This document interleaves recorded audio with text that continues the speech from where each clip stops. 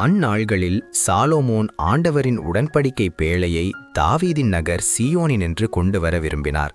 அதற்காக அவர் இஸ்ரவேலின் பெரியோரையும் எல்லா குல தலைவர்களையும் இஸ்ரவேல் மக்களின் மூதாதையர் வீட்டுத் தலைவர்களையும் எருசலேமிற்கு தம்மிடம் வரும்படி அழைத்தார்.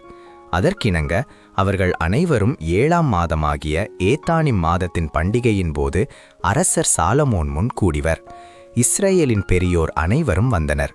குருக்கள் பேழையை தூக்கிக் கொண்டனர்.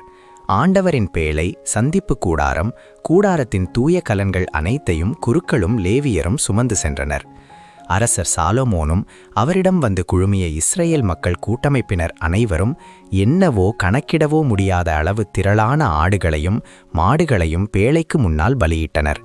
பின்னர் குருக்கள் ஆண்டவரின் உடன்படிக்கை பேழையை கோவில் கருவறையாகிய திருத்தூயகத்தில் அதற்குரிய இடத்தில் கெருபுகளின் இறக்கைகளின் கீழே கொண்டு வந்து வைத்தனர்.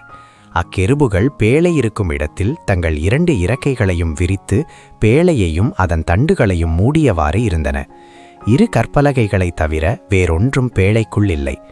இஸ்ரேல் மக்கள் எகிப்து நாட்டிலிருந்து வெளியேறிய பொழுது அவர்களோடு உடன்படிக்கை செய்து கொண்ட ஓரேபு மலையில் மோசே அதற்குள் வைத்தவை அவை. குருக்கள் தூயகத்தினின்று வெளியே வருகையில் ஒரு மேகம் ஆண்டவரின் இல்லத்தை நிரப்பிற்று.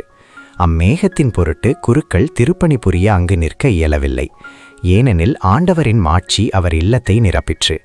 அப்பொழுது சாலமோன், ஆண்டவரே, நீர் கரிய மேகத்தில் உறைவதாக கூறினீர். நீர் என்றென்றும் தங்கி வாழ உயர் இல்லம் ஒன்றை உமக்காக நான் கட்டியுள்ளேன் என்றார். ஆண்டவரின் அருள்வாக்கு. முழு தியானத்திற்கு விளக்கத்தில் உள்ள இணைப்பை பார்க்கவும். கடவுள் உங்களை ஆசீர்வதிப்பாராக.